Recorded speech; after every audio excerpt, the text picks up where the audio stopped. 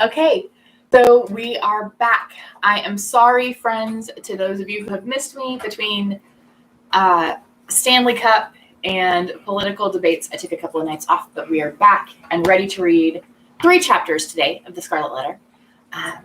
So the last we left off, Pearl is growing up. She and Hester are living on the outskirts of town, kind of doing their own thing. And Dimsdale and Chillingworth are living together, sort of, sharing space, renting rooms in the same house. And Dimsdale's acting really weird, and Chillingworth is trying to figure out what's making him sick, and also has some super big suspicions about what's really making him sick and is trying to catch him in a lie, and figures out that, comes in the sneaks in on him and realizes that he has a tattooed scarlet letter over his chest where Hester's scarlet letter would be on the outside of her clothes. So he has figured out the whole plot, which is kind of a big deal. Anyway, so we are picking up today in chapter 11 with what happens next. So chapter 11 is the interior of a heart. After the incident last described, the intercourse between the clergyman and the physician, though externally the same, was really of another character than it had previously been. The intellect of Roger Chillingworth had now a sufficiently plain path before it. It was not indeed precisely that which he had laid out for himself to tread. Calm, gentle, passionless as he appeared, there was yet, we fear, a quiet depth of malice hitherto latent, but active now, in this unfortunate old man, which led him to imagine a more intimate revenge than any mortal had ever wreaked on an enemy. To make himself the one trusted friend to whom could be confided all the fear, the remorse, the agony, the ineffectual repentance, the backward rush of sinful thoughts expelled in vain. All that guilty sorrow hidden from the world, whose great heart would have pitied and forgiven, to be revealed to him, the pitiless, to him the unforgiving. All that dark treasure to be lavished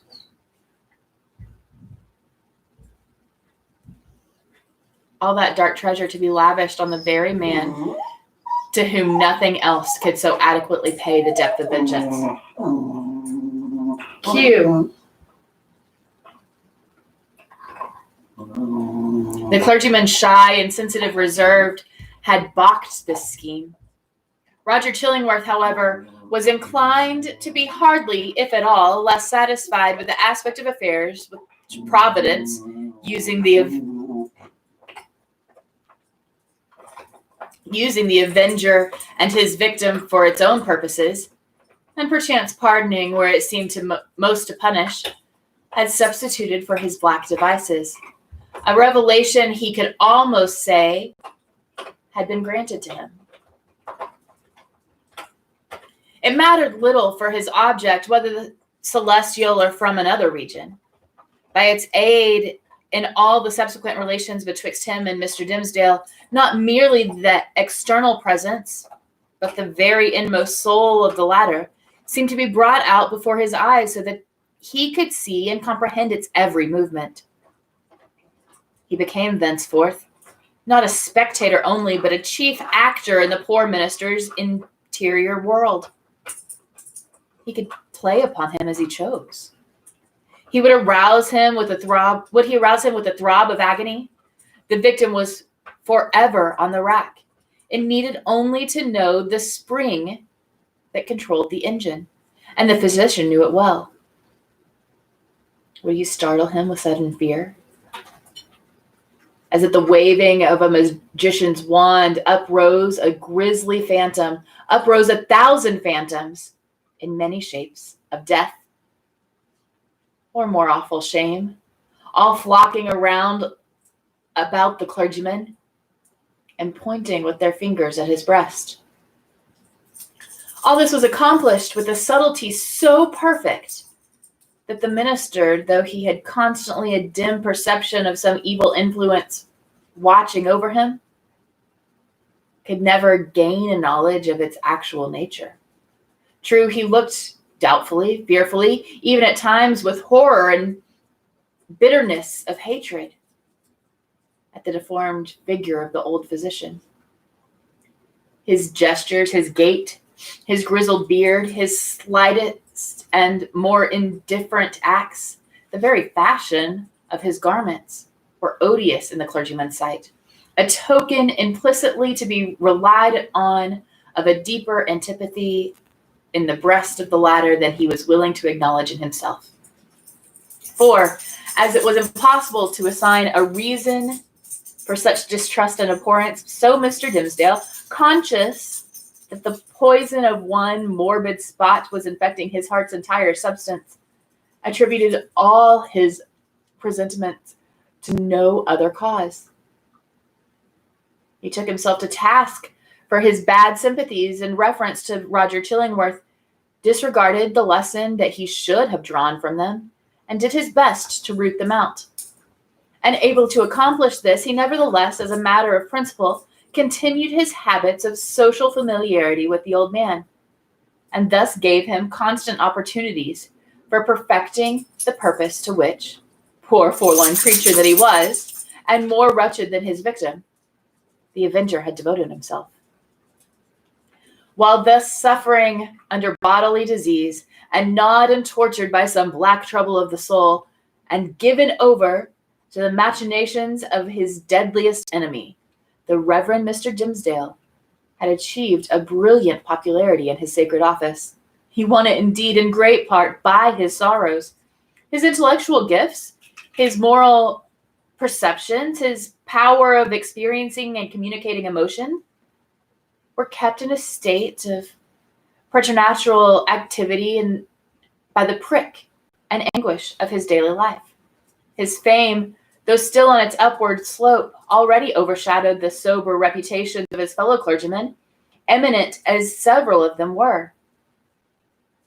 There were scholars among them who spent more years in acquiring abstruse lore connected with the divine profession than Mr. Dimmesdale had lived, and who might well, therefore, be more profoundly versed in such solid and valuable attainments than their youthful brother.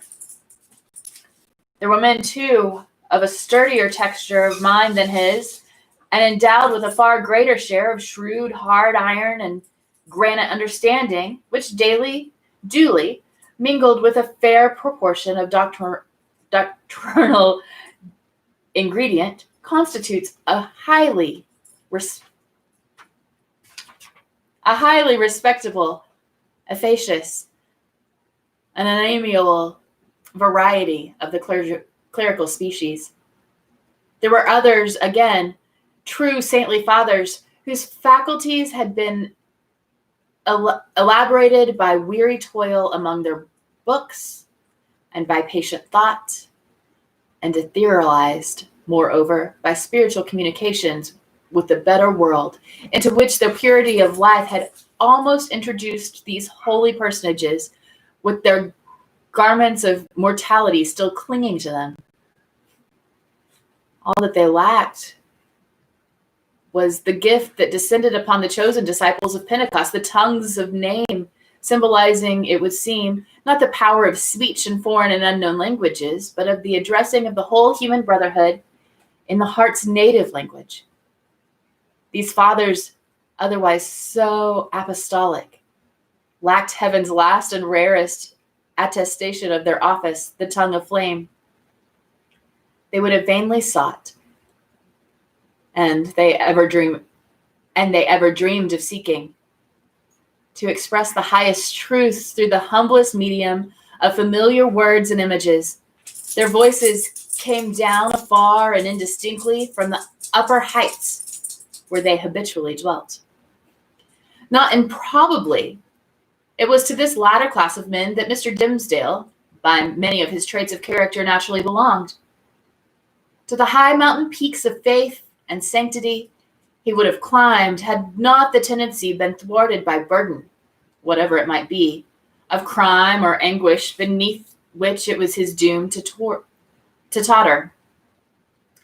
It kept him down on a level with the lowest, him, a man of ethereal attributes whose voice the angels might have listened to and answered. But this very burden it was that gave him sympathies so intimate with the simple brotherhood of mankind, so that his heart vibrated in unison with theirs and received their path into itself and sent its own throb of pain through 1,000 other hearts in gushes of sad, persuasive eloquence. Oftenest persuasive, but sometimes terrible. The people knew not the power that moved them thus. They deemed the young clergyman a miracle of holiness. They fancied him the mouthpiece of heaven's message of wisdom and rebuke and love. In their eyes, the very ground on which he trod was sanctified. The virgins of his church grew pale around him, victims of a passion so imbued with religious sentiment that they imagined it all to be religion and brought it openly in their white bosoms as their most acceptable sacrifices before the altar. The aged members of his flock, beholding Mr. Dimsdale's frame so feeble, while they themselves so rugged in their infirmity, believed that he would go heavenward before them, and enjoined it upon their children that their old bones should be buried close to their young pastor's holy grave. And all this time, perchance, when poor Mr. Dimsdale was thinking of his grave, he questioned with himself whether the grass would ever grow on it, because an accursed thing must there be buried. It is inconceivable the agony with which this public veneration tortured him. It was his genuine impulse to adore the truth and to reckon with all things shallow-like and utterly devoid of weight or value that had not its divine essence as the life within their life. Then what was he? A substance? Or the dimmest of all shadows? He longed to speak out from his own pulpit at the full height of his voice and tell the people what he was. I, whom you behold in these black garments of the priesthood, I, who ascend this sacred desk and turn my pale face heavenward, taking upon myself to hold communion in your behalf with the Most High Omniscience, I, in whose daily life you discern the sanctity of Enoch, I, whose footsteps, as you suppose, leave a gleam along my earthly track, whereby the pilgrims that shall come after me may be guided to the regions of the blessed, I, who have laid the hand of baptism upon your children, I, who have breathed the parting prayer over your dying friends, to whom the Amen sounded faintly from a world which they that quitted, I, your pastor, whom you so reverence and trust, am utterly a pollution and a lie. More than once, Mr. Dimsdale had gone into the pulpit with a purpose never to come down in its steps until he should have spoken words like the above. More than once, he had cleared his throat and drawn in a long, deep, tremulous breath, which, when sent forth again, would come burdened with the black secret of his soul. More than once, nay, more than 100 times, he had actually spoken. But how? He had told his hearers that he was altogether vile, a viler companion of the vilest, the worst of sinners, an abomination, a thing of unimaginable iniquity, and that the only wonder was that they did not see his wretched body shriveled up before their eyes by the burning wrath of the Almighty. Could there be a plainer speech than this? Would not the people start up in their seats by a simultaneous impulse and tear him down out of the pulpit which he defiled? Not so indeed.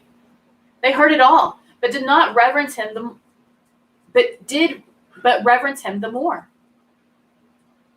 They guessed what deadly purport lurked in those self-condemning words. The godly youth, said they among themselves. The saint on earth.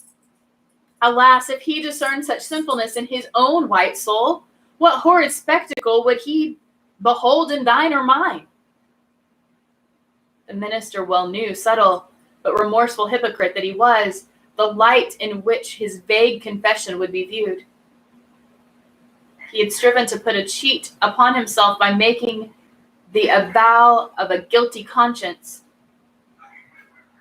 but had gained only one other sin, and in self-acknowledged shame, without the momentary relief of being self-deceived, he had spoken the very truth and transformed it to the veriest falsehood.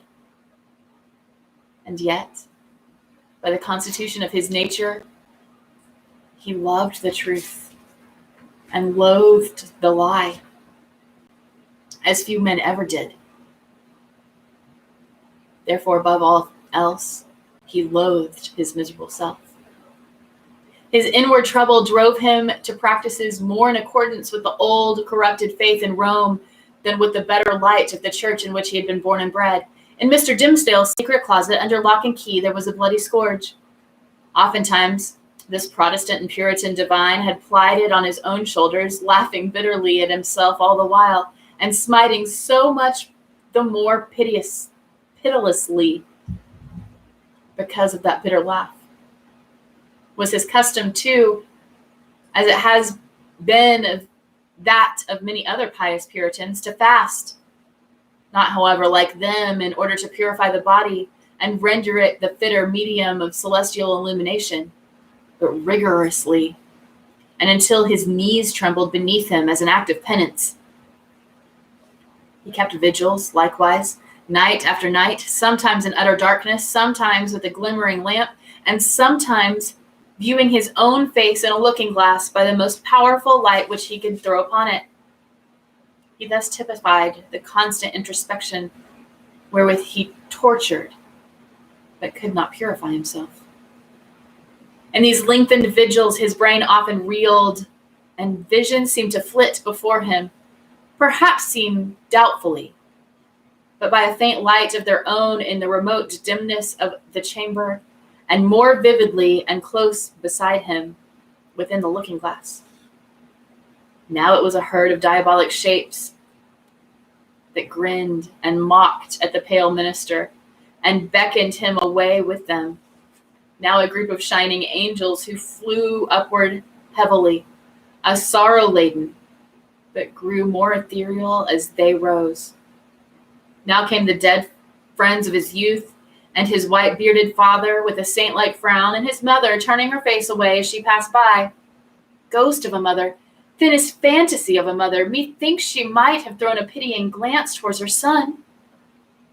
And now, through the chamber, which these spectral thoughts had made so ghastly, glided Hester Prynne, leading along little Pearl in her scarlet garb, and pointing her forefinger first at the scarlet letter on her bosom, and then at the clergyman's own breast. None of these visions ever quite deluded him. At any moment, by any effort of his will, he could discern substances through their misty lack of substance, and convince himself that they were not solid in their nature. So yonder table of carved oak, that big square, leathern-bound and brazened clasp volume of divinity. But for all that, they were, in one sense, in truest and most substantial things which the poor minister now dealt with. It is the unspeakable misery of a life so false as his, that it steals the path and substance out of whatever realities there are around us, which are meant by heaven to be the spirit's joy and nurturement. To the untrue man, the whole universe is false. It is impalpable. It shrinks to nothing within his grasp. And he himself, insofar as he shows himself in a false light, becomes a shadow or indeed ceases to exist. The only truth that continued to give Mr. Dimsdale a real existence on this earth was the anguish in his utmost soul, and in the disassembled expression of it in his aspect. He had once found power to smile and wear a face of gaiety. Sorry about that. Had he once found power to smile and wear a face of gaiety, there would have been no such man. On one of those ugly nights, which we have faintly hinted at, but forborne to picture forth, the minister started from his chair. A new thought had struck him. There might be a moment's peace in it. Attiring himself with as much care as if it had been for public worship, and precisely in the same manner, he stole softly down the staircase, undid the door, and issued forth. Walking in the shadow of a dream, as it were, and perhaps actually under the influence of a species of somnambulism, Mr. Dimsdale reached the spot where, now so long since, Hester Prynne had lived through her first hours of public ignominy. The same platform or scaffold, black and weather-stained with the storm or sunshine of 7 long years, and foot-worn too with the tread of many culprits who had since ascended it, remained standing beneath the balcony of the meeting house. The minister went up the steps. It was an obscure night of early May.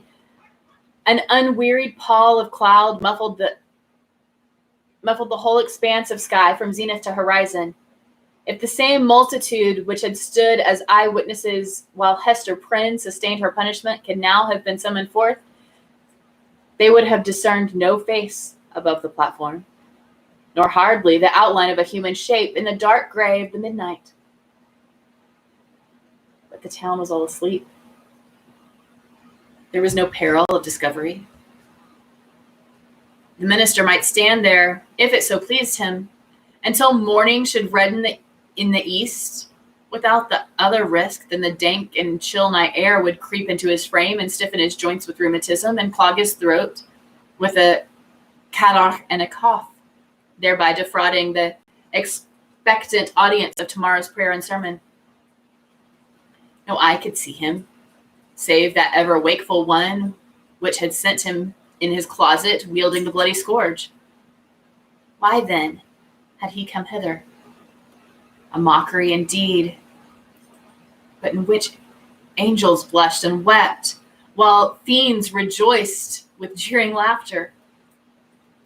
He had been driven hither by the impulse of that remorse which dogged him everywhere, and whose own sister and closely linked companion was that cowardice which invariably drew him back, with her tremulous gripe, just when the other impulse had hurried him to the verge of disclosure. Poor miserable man. What right had infirmity like his to burden itself with crime? Crime is for the iron-nerved, who have their choice either to endure it, or, if it press too hard, to exert their fierce and savage strength for a good purpose, and to fling it off at once.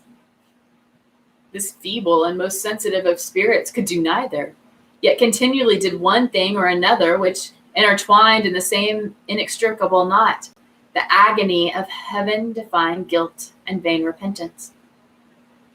And thus, while standing on the scaffold, in this vain show of expiation, Mr. Dimsdale was overcome with a great horror of mind, as if the universe were gazing at the scarlet token on his naked breast right over his heart. On that spot, in very truth, there was, and there had long been, the gnawing and poisonous tooth of bodily pain.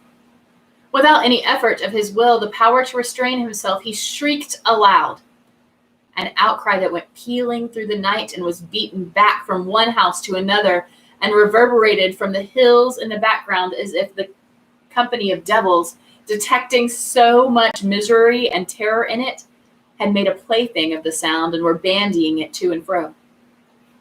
"It is done," muttered the minister, covering his face with his hands. "The whole town will awake and hurry forth and find me here." But it was not so.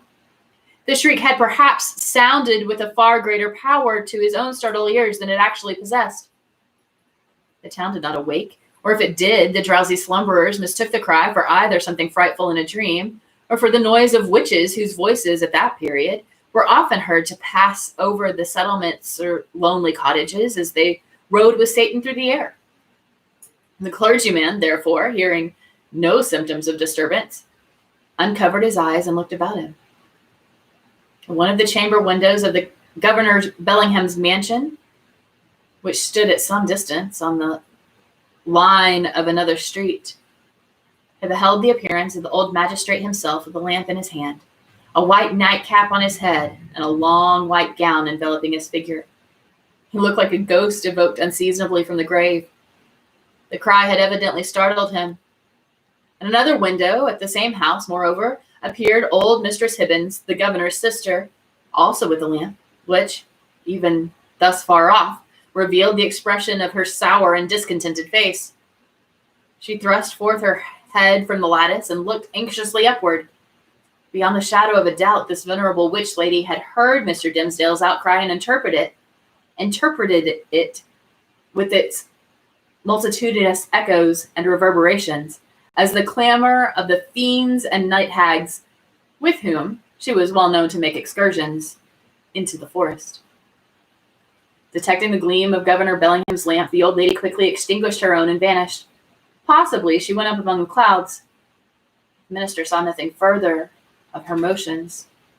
The magistrate, after a wary observation of the darkness, into which, nevertheless, he could see but little further than he might into a millstone, retired from the window. The minister grew comparatively calm. His eyes, however, were soon greeted by a little glimmering light, which at first was a long way off, was approaching up the street. Through a gleam of recognition on here a post and there a garden fence, here a latticed window pane and there a pump with its full trough of water, and here again an arched door of oak with an iron knocker and a rough log for the doorstep.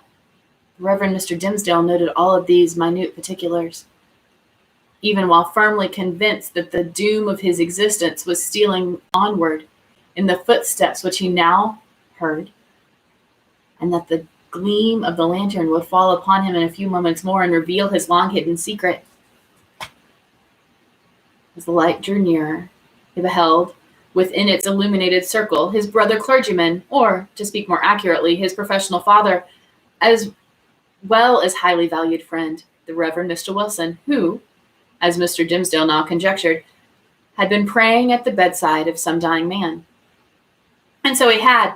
The good old minister came freshly from the death chamber of Governor Winthrop, who had passed from earth to heaven within that very hour, and now surrounded, like the saint-like personages of olden times, with a radiant halo that glorified him amid his gloomy night of sin, as if departed governor had left him an inheritance of his glory, or as if he had caught upon himself the distant shine of the celestial city while looking thitherward to see the triumphant pilgrim pass within its gates. Now, in short, good Father Wilson was moving homeward, aiding his footsteps with a lighted lantern. The glimmer of this luminary suggested the above conceits to Mr. Dimmesdale, who smiled, nay, almost laughed at them, and then wondered if he were going mad. As the Reverend Mr. Wilson passed beside the scaffold, closely muffling his Geneva cloak about him with one arm and holding the lantern before his breast with the other, the minister could hardly restrain himself from speaking. "A good evening to you, venerable Father Wilson. Come up hither, I pray you, and pass a pleasant hour with me." Good heavens, had Mr. Dimmesdale actually spoken? For one instant, he believed that these words had passed his lips, but they were uttered only within his imagination. The venerable Father Wilson continued to step slowly onward, looking carefully at the muddy pathway before his feet and never once turning his head towards the guilty platform. When the light of the glimmering lantern had faded quite away, the minister discovered by the faintness which came over him that the last few moments had been a crisis of terrible anxiety, although his mind had made an involuntary effort to relieve itself by a kind of lurid playfulness. Shortly afterwards, The like grisly scene of the humorous again stole in among the solemn phantoms of his thought. He felt his limbs growing stiff with the unaccustomed chilliness of the night, and doubted whether he should be able to descend the steps of the scaffold. Morning would break and find him there. The neighborhood would begin to rouse itself. The earliest riser coming forth in the dim twilight would perceive a vaguely defined figure aloft in the place of shame, and half crazed betwixt alarm and curiosity would go knocking from door to door, summoning all the people to go behold the ghost, as he needs must think it, of a defunct transgressor. A dusky tumult would flap its wings from one house to another. Then, the morning light still waxing stronger, old patriarchs would rise up in great haste, each in his flannel gown, and matronly dames, without pausing to put off their night gear. The whole tribe of decorous personages who had never heretofore been seen with a single hair off their heads awry would start into public view with the disorder of a nightmare in their aspects. Old Governor Bellingham would come grimly forth with his King James ruff fastened askew, and Mistress Hibbins, with some twigs from the forest clinging to her skirts and looking sourer than ever, as having hardly got a wink of sleep after her night ride. And good Father Wilson, too, after spending half the night at a deathbed and liking ill to be disturbed, thus early out of his dreams with the glorified saints. Hither likewise would come the elders and the deacons of Mr. Dimsdale's church, and the young virgins who so idolized their minister and had made a shrine to him in their white bosoms, which now, by the by, in their hurry and confusion would scantly have given themselves time to cover with their kerchiefs. All people, in a word, would come stumbling over their thresholds and turning up their amazed and horror-stricken visages around the scaffold. Whom would they discern there, with the red eastern light upon his brow? Whom but the Reverend Arthur Dimsdale, half frozen to death, overwhelmed with shame, and standing where Hester Prynne had stood. Carried away by the grotesque horror of this picture, the minister, unawares, and to his own infinite alarm, burst into a great peal of laughter. It was immediately responded to by a light, airy, childish laugh, in which, with a thrill of the heart, that he knew not whether of exquisite pain or pleasure as acute, he recognized the tones of little Pearl. "Pearl! Little Pearl!" cried he after a moment's pause, then, suppressing his voice, "Hester! Hester Prynne, are you there?" "Yes, it is Hester Prynne," she replied in a tone of surprise, and the minister heard her footsteps approaching from the sidewalk, along which she had been passing. "It is I and my little Pearl." "Whence come you, Hester?" asked the minister. "What sent you hither?" "I've been watching at a deathbed," answered Hester Prynne, "at Governor Winthrop's deathbed, and have taken his measure for the robe, and am now going homeward to my dwelling." "Come up hither, Hester, thou and little Pearl," said the Reverend Mr. Dimsdale. "Ye have both been here before, and I was not with you. Come hither once again, and we will stand all three together." She silently ascended the steps, stood on the platform, holding little Pearl by the hand. The minister felt for the child's other hand and took it. The moment that he did so, there came what seemed a tumultuous rush of new life, other life than his own, pouring like a torrent into his heart and hurrying through all his veins as if the mother and child were communicating their vital warmth into his half-torpid system. The three formed an electric chain. "Minister!" whispered little Pearl. "What wouldst thou say, child?" asked Mr. Dimsdale. "Wilt thou stand here with mother and me tomorrow noontide?" inquired Pearl. "Nay, not so, my little Pearl," answered the minister, for, with the new energy of the moment, all the dread of public exposure that had so long been the anguish of his life had returned upon him, and he was already trembling at the conjunction in which, with a strange joy nevertheless, he now found himself. "Not so, my child. I shall indeed stand with thy mother and thee one other day, but not tomorrow." Pearl laughed and attempted to pull her hand away, but the minister held it fast. "A moment longer, my child," said he. But wilt thou promise, asked Pearl, to take my hand and mother's hand tomorrow noontide? Not then, Pearl, said the minister, but another time. And what other time? Persisted the child. At the great judgment day, whispered the minister, and strangely enough, the sense that he was a professional teacher of the truth impelled him to answer the child so. Then and there before the judgment seat, thy mother and thou and I must stand together. But the daylight of this world shall not see our meeting. Pearl laughed again. But before Mr. Dimsdale had done speaking, a light gleamed from far and wide over the muffled sky. It was doubtless caused by one of those meteors which the night watcher may so often observe burning out to waste in the vacant regions of the atmosphere. So powerful was its radiance that it thoroughly illuminated the dense medium of a cloud betwixt the sky and earth. The great vault brightened, like the dome of an immense lamp. It showed the familiar scene of the street with the distinctness of midday, but also with the awfulness that is always imparted by familiar objects to an unaccustomed sky. The wooden houses with their jutting stories and quaint gable peaks, the doorsteps and thresholds with the early grass springing up about them, the garden plots, black with freshly turned earth, the wheel track, little and worn even in the marketplace, margined with green on either side. All were invisible, but with the singularity of aspect that seemed to give another moral interpretation of the things of this world than they had ever been born before.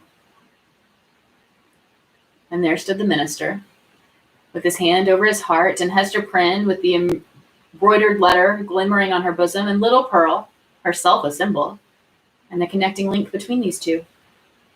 They stood in the noon of that strange and solemn splendor, as if it were the light that is to reveal all secrets, and the daybreak that shall unite all who belong to one another. There was witchcraft in little Pearl's eyes, and her face, as she glanced upward at the minister, wore that naughty smile which made her expression frequently so elfish. She withdrew her hand from Mr. Dimsdale's and pointed across the street, but he clasped both his hands over his breast and cast his eyes towards the zenith. Nothing was more common in those days than to interpret all the meteoric appearances and other natural phenomena that occurred with less regularity than the rise and set of sun and moon as so many revelations from a supernatural source. Thus, a blazing spear, a sword of name, a bow or a sheer of arrows seen in the midnight sky prefigured Indian warfare. Pestilence was known to have been foreboded by a shower of crimson light. We doubt whether any marked event, for good or evil, ever befell New England from its settlement down to revolutionary times, of which the inhabitants had not been previously warned by some spectacle of nature.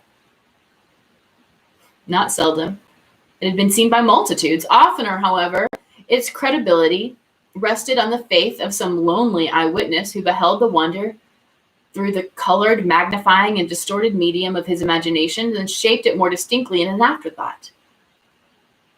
It was indeed a majestic idea that the destiny of nations should be revealed in these awful hieroglyphics on the cope of heaven. A scroll so wide might not be deemed too expansive for Providence to write a people's doom upon. The belief was a favorite one of our forefathers, betokening that their infant commonwealth was under a celestial guardianship or peculiar intimacy and strictness. But what shall we say when an individual discovers a revelation addressed to himself alone on the same vast sheet of record? In such a case, it could only be the symptom of a highly disordered mental state when a man rendered morbidly self-contemplative by long, intense, and secret pain had extended his egotism over the whole expanse of nature, until the firmament itself should appear no more than a fitting page for his soul's history and fate. We impute it, therefore, solely to the disease in his own eye and heart that the minister, looking upward to the zenith, beheld there the appearances of an immense letter, the letter A, marked out in lines of a dull red light.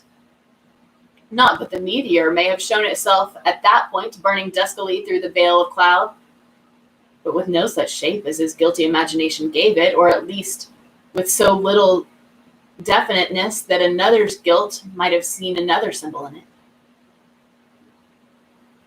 There was a singular circumstance that characterized Mr. Dimmesdale's psychological state at the moment.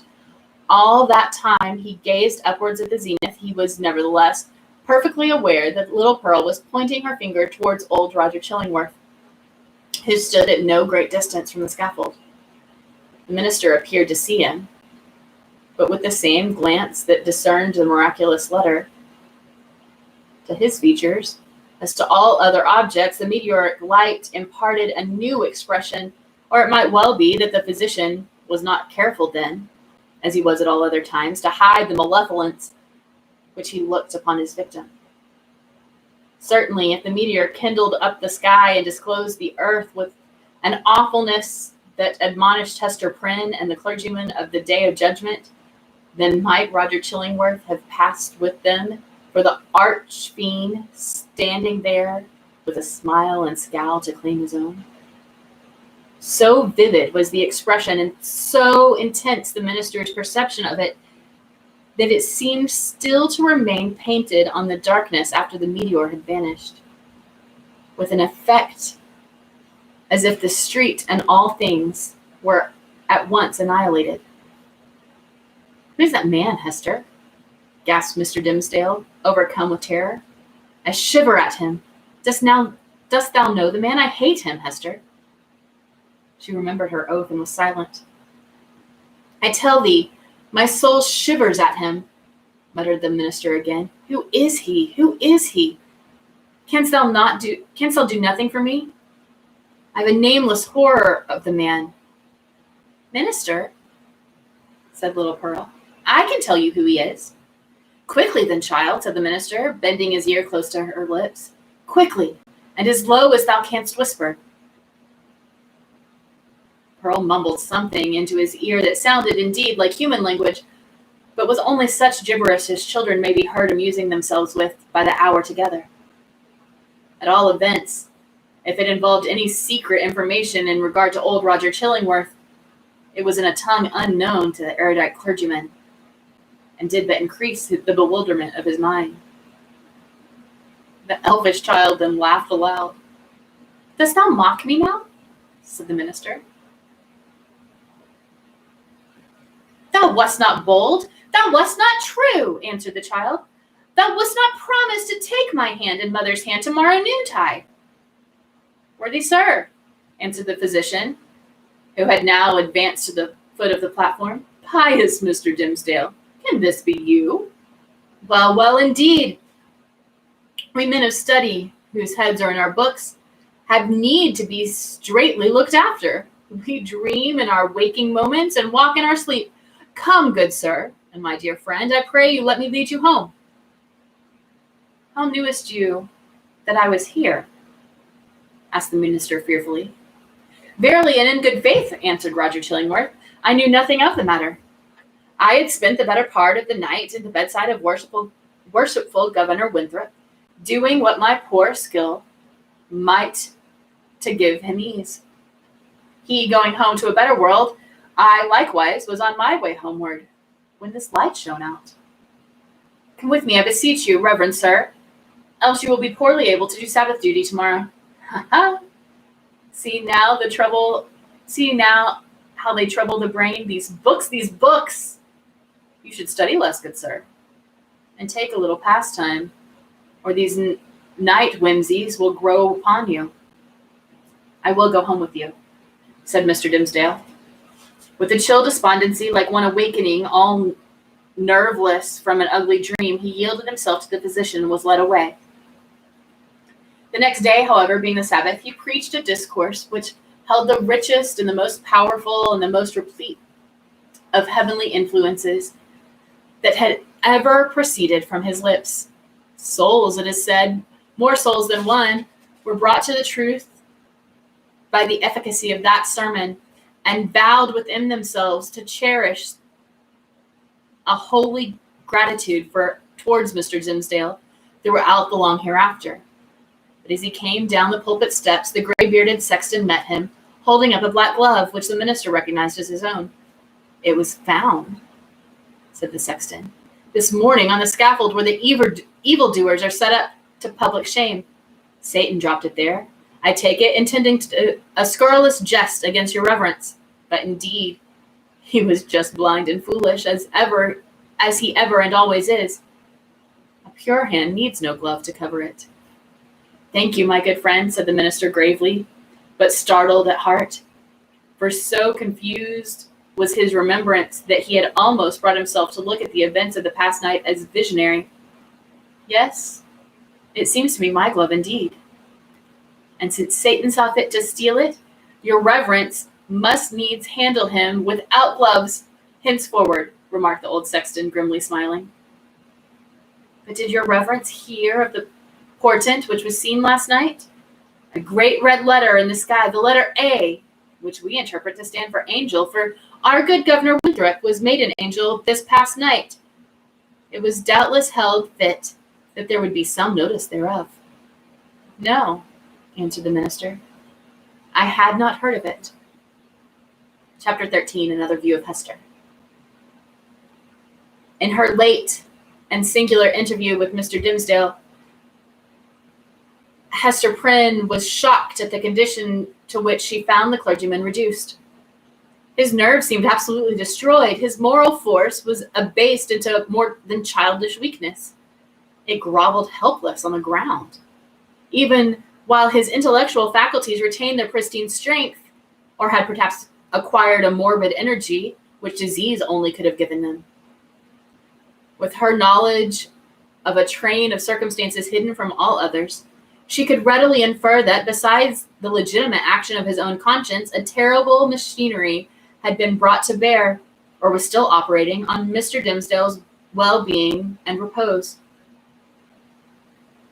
Knowing what this poor fallen man had once been, her whole soul was moved by the shuddering terror with which he had appealed to her, the outcast woman, for support against his instinctively discovered enemy. She decided, moreover, that he had a right to her utmost aid.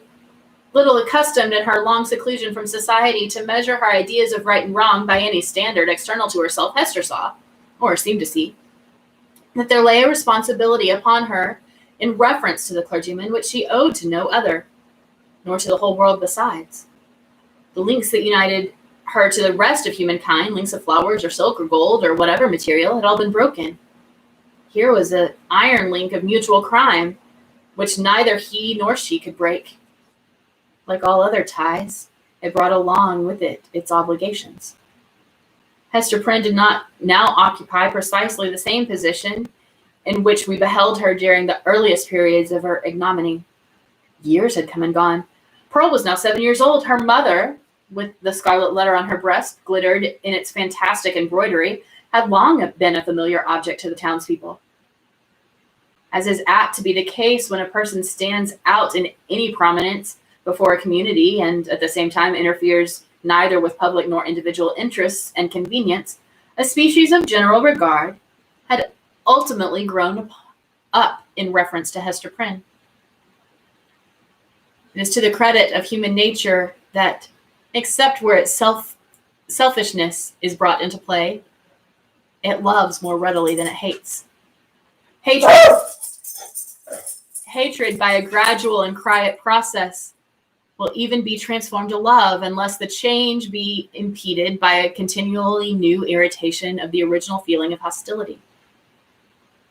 In this matter of Hester Prynne, there was neither irritation nor irksomeness. She never battled with the public, but submitted unaccompaniedly to its worst usage. She made no claim upon it in requital for what she had suffered. She did not weigh upon its sympathies. Then also the blameless purity of her life during all these years in which she had been set apart to infamy was reckoned largely in her favor.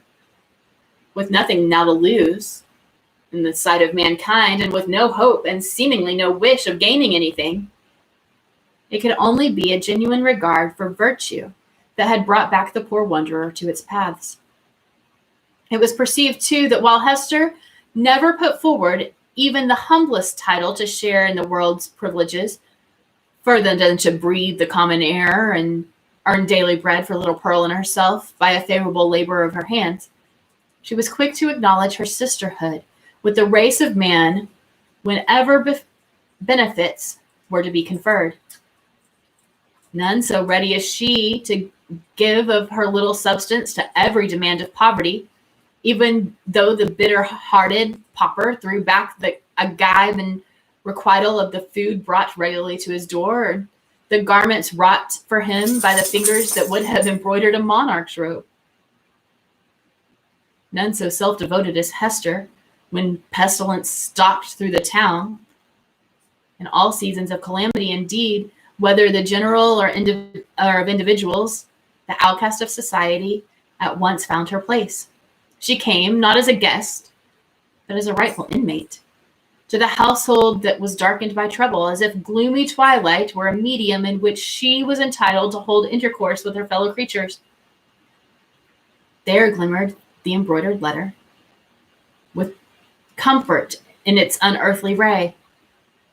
Elsewhere, the token of sin, it was the taper of the sick chamber. And had even thrown its gleam in the sufferer's hard extremity across the verge of time. It had shown him where to set his foot, while the light of the earth was fast becoming dim, and ere the light of futurity could reach him. In such emergencies, Hester's nature showed itself warm and rich, a wellspring of human tenderness, unfailing to every real demand and inexhaustible by the largest. Her breast, with its badge of shame, was but the softer pillow for a head that needed one. She was self-ordained a sister of mercy, or, we may rather say, the world's heavy hand had so ordained her, when neither the world nor she looked forward to its result. The latter was the symbol of her calling. Such helpfulness was found in her, so much power to do and power to sympathize, that many people refused to interpret the scarlet A by its original signification. They said it meant able. So strong was Hester, with a woman's strength. It was only the darkened house that could contain her. When sunshine came again, she was not there. Her shadow had faded across the threshold. The helpful inmate had departed without one backward glance to gather up the meed of gratitude, if any were in the hearts of those whom she had served so zealously. Meeting them in the street, she never raised her head to receive their greeting. If they were resolute to accost her, she laid her finger on the scarlet letter and passed on. This might be pride, but was so like humility that it produced all the softening influence of the latter quality in the public mind. The public is despotic in its temper. It is capable of denying common justice when too strenuously demanded as a right. But quite as frequently, it awards more than justice when the appeal is made, as despots love to have it made, entirely to its generosity. Interpreting Hester Prynne's deportment with an appeal to its nature, society was inclined to show its former victim a more benign countenance than she cared to be favored with, or perchance, than she deserved. The rulers and the wise and learned men of the community were longer in acknowledging the influence of Hester's good qualities on the people. The prejudices which they shared in common with the latter were fortified in themselves by an iron framework of reasoning that made it far tougher labor to expel them.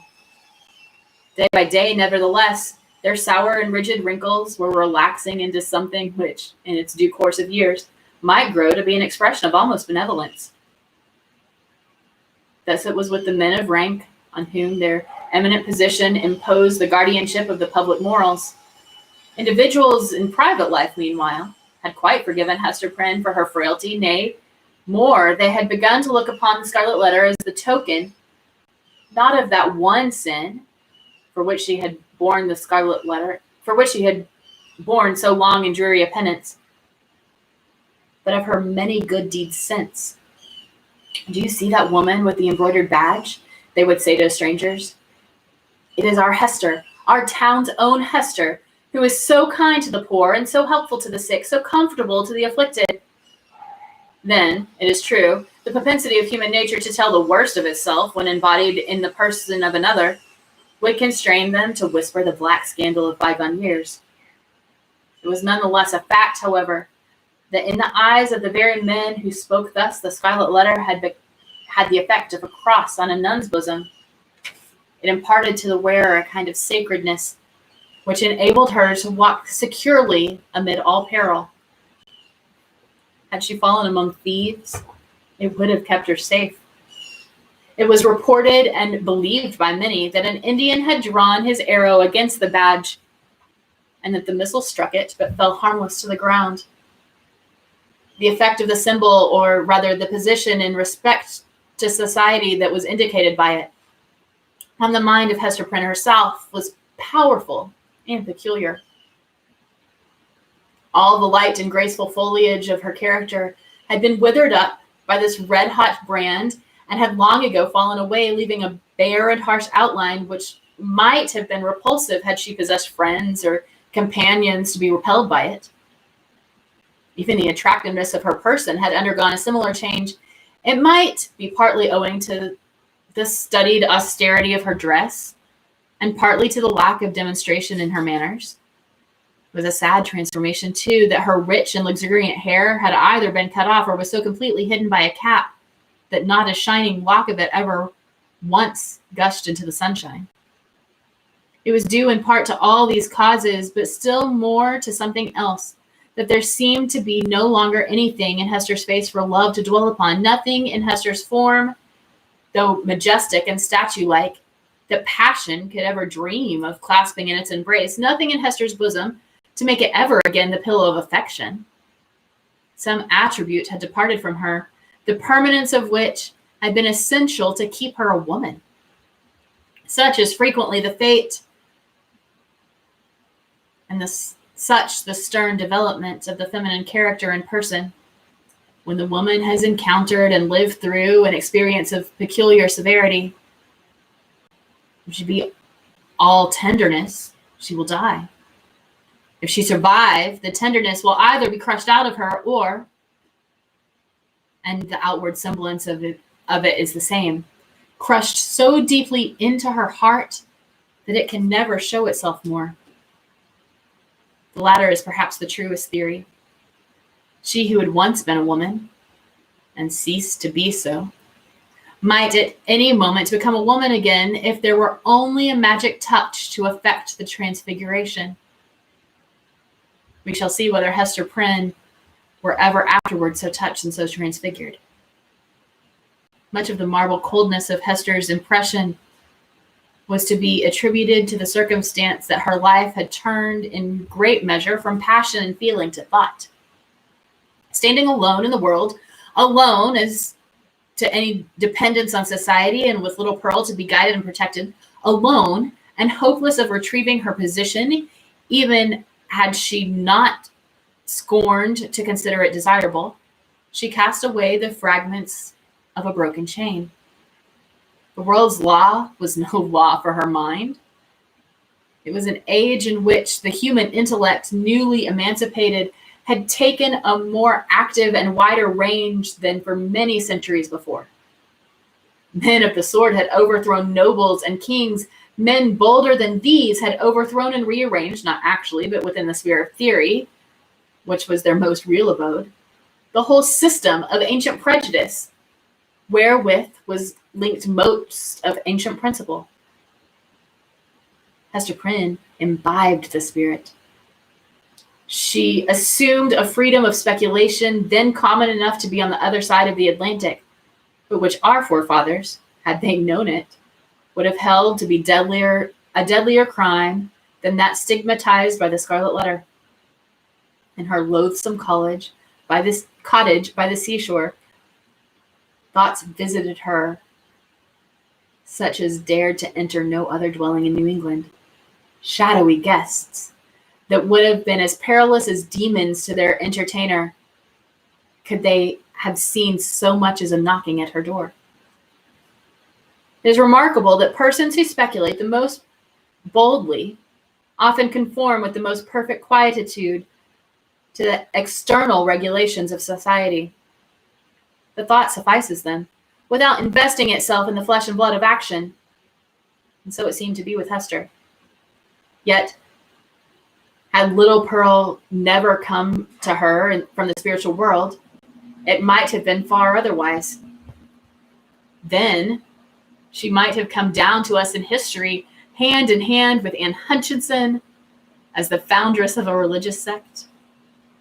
She might, in one of her phases, had been prophetess. She might, and probably would, have suffered a death from the stern tribunals of the period for attempting to undermine the foundations of the Puritan establishment. But in the education of her child, the mother's enthusiasm of thought had something to wreak itself upon. Providence, in the person of that little girl, had assigned to Hester's charge the germ and blossom of womanhood, to be cherished and developed amid a host of difficulties. Everything was against her. The world was hostile.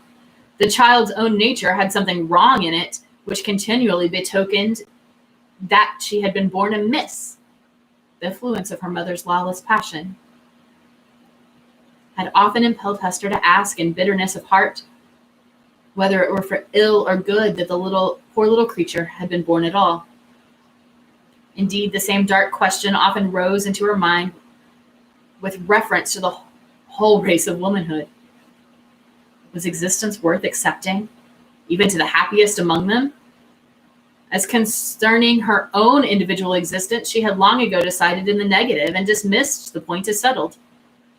A tendency of speculation, though it may keep women quiet, as it does man, yet makes her sad. She discerns, it may be, such a hopeless task before her. The first step, the whole system of society is to be torn down and built up anew. Then the very nature of the opposite sex, or its long hereditary habit, which has become like nature.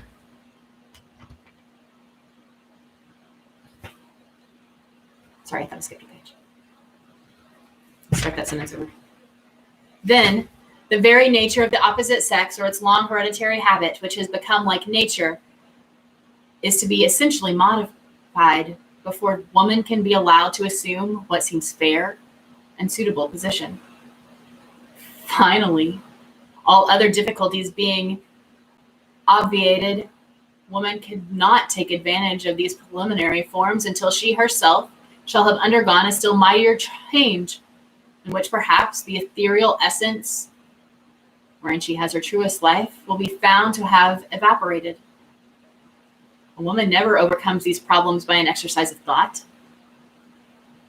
They are not to be solved, or only in one way.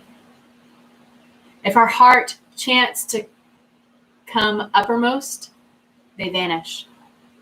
Thus Hester Prynne, whose heart had lost all its regular and healthy throb, wandered without a clue in the dark labyrinth of mind, now turned aside by insurmountable precipice, now starting back from a deep chasm. There was wild and ghastly scenery all around her, and a home of and comfort nowhere. At times, a fearful doubt strove to possess her soul, whether it were not better to send Pearl at once to heaven and go herself to such futurity as eternal justice would provide. The Scarlet Letter had not done its office. Now, however, her interview with the Reverend Mr. Dimsdale on the night of his vigil had given her a new theme of reflection and held up to her an object that appeared worthy of any exertion and sacrifice for its attainment. She had witnessed the intense misery beneath which the minister struggled, or, to speak more accurately, had ceased to struggle. She saw that he stood on the verge of lunacy, if he had not already stepped across it. It was impossible to doubt that, whatever painful efficacy there might be in the secret sting of remorse, a deadlier venom had been infused into it by the hand that proffered relief. A secret enemy that had been continually by his side under the semblance of friend and helper, and had availed himself of the opportunities thus afforded for tampering with the delicate springs of Mr. Dimmesdale's nature. Hester could not but ask herself whether there had not originally been a defect of truth, courage, and loyalty on her own part in allowing the minister to be thrown into a position where so much evil would be foreboded and nothing auspicious to be hoped.